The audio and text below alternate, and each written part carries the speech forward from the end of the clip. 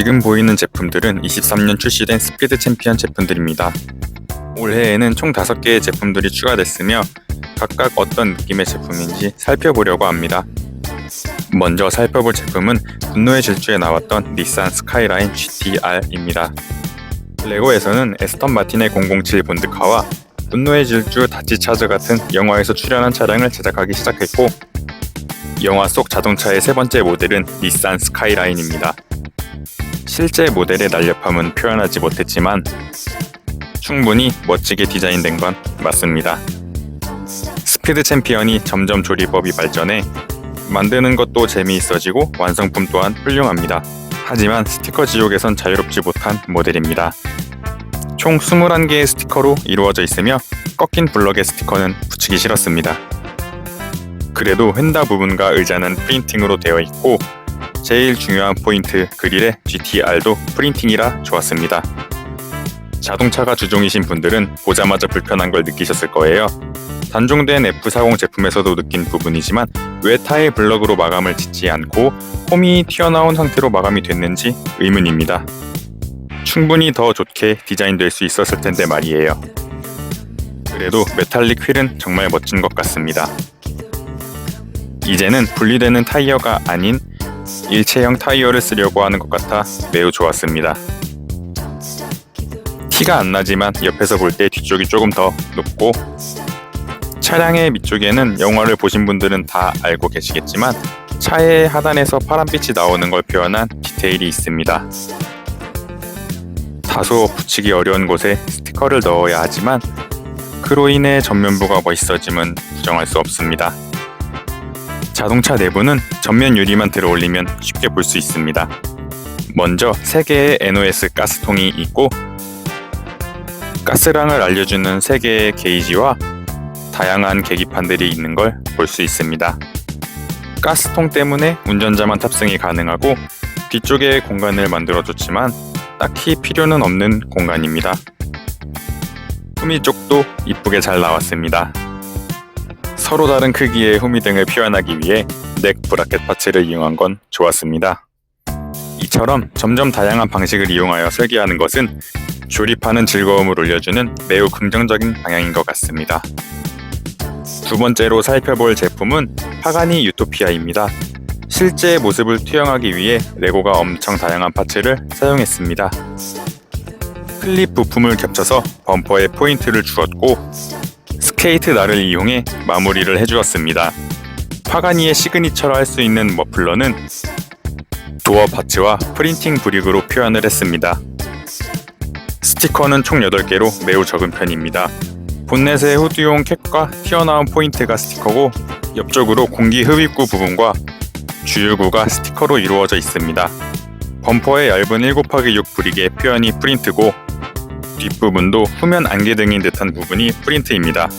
그리고 곡선의 헤드라이트도 프린트이며 필러와 후드 부분도 프린팅입니다. 타이어는 모두 일체형이고 휠은 차 도색에 맞춰 진해색의 휠을 사용했습니다. 리어 라이트는 바 핸들 파츠를 이용하여 경사짐을 표현했는데 작은 부족함이 발견됐습니다. 살짝만 건드려도 유격이 생긴다는 거예요. 그래서 다시 원위치해줘야 합니다. 그래도 이 부분을 조립함에 있어서는 매우 흥미로웠습니다. 유독 클립에 연결하는 조립이 많은 제품인 것 같습니다. 실제 차량이 곡선으로 떨어지는 아름다움이 있기에 이를 표현하기 위해 클립으로 고정하고 기울어지게 만드는 방법을 택한 것 같습니다. 독특한 모습의 프린팅된 창문을 열어서 내부에 접근할 수 있습니다. 내부는 심플하게 구성이 됐지만 고급스러운 브라운 시트가 내장되어 있으며 2명이 탑승 가능합니다. 핸들과 기어봉, 각종 계기판이 있으며 유토피아를 운전하는 드라이버는 파가니의 로고가 프린팅된 유니폼을 입고 있습니다. 걸리는 곳 없이 탑승이 가능하지만 대부분의 스피드 챔피언이 그렇듯 피규어가 탑승하면 유격이 발생합니다. 이 부분은 조금 개선이 됐으면 좋겠습니다.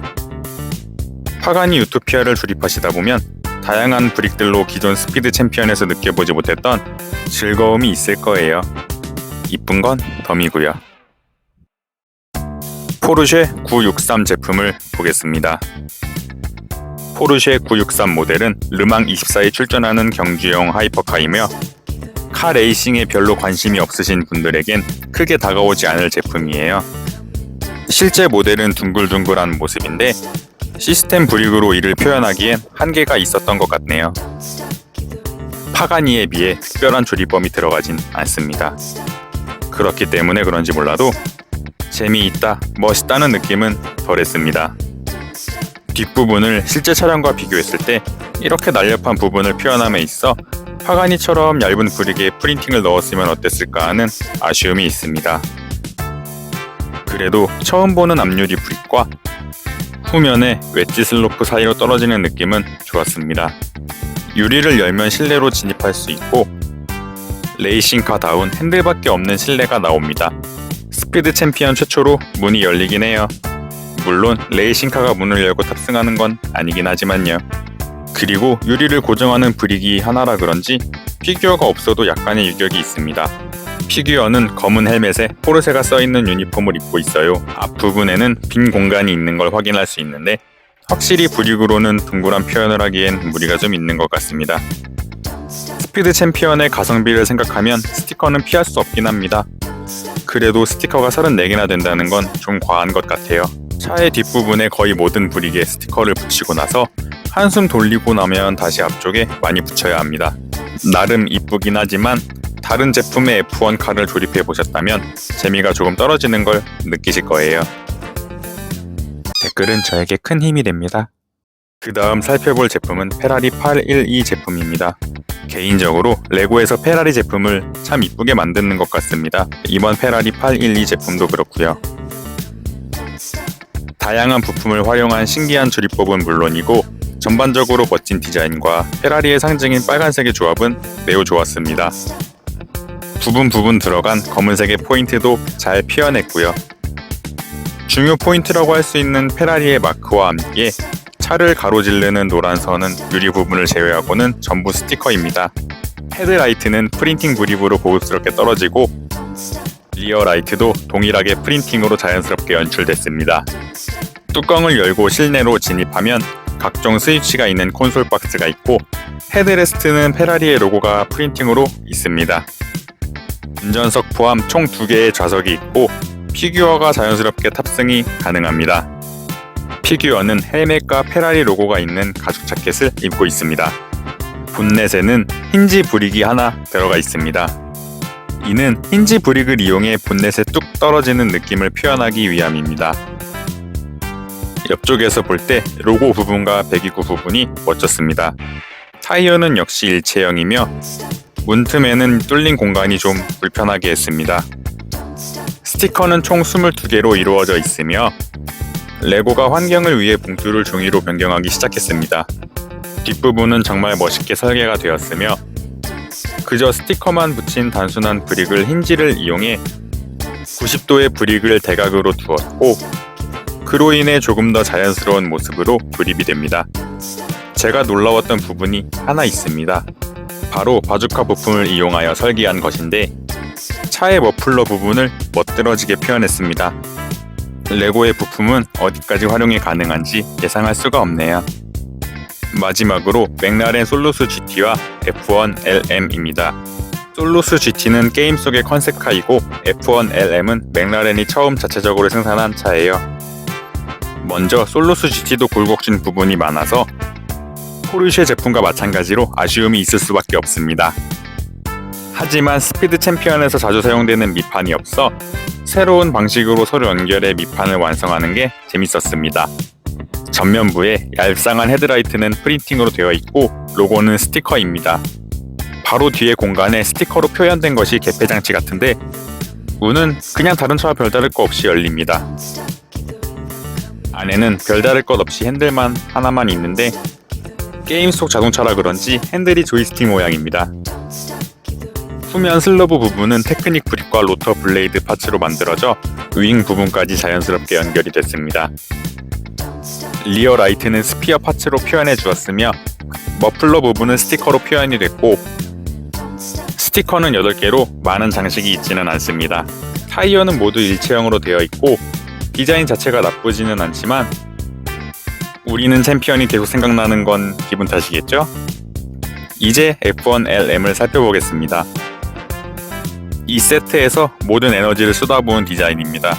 디자인은 물론 재미있는 조립법으로 설계가 됐어요. 가운데에 가장 큰 흡기구를 제외하면 모든 흡기구는 스티커로 처리됐으며 맥라렌 마크와 유리창은 전부 프린팅 브릭입니다. 창문을 열면 심플한 내부를 볼 수 있습니다. 차량 도색에 맞춰 노란색의 의자가 있고 핸들과 기어봉으로 내부가 마무리됩니다.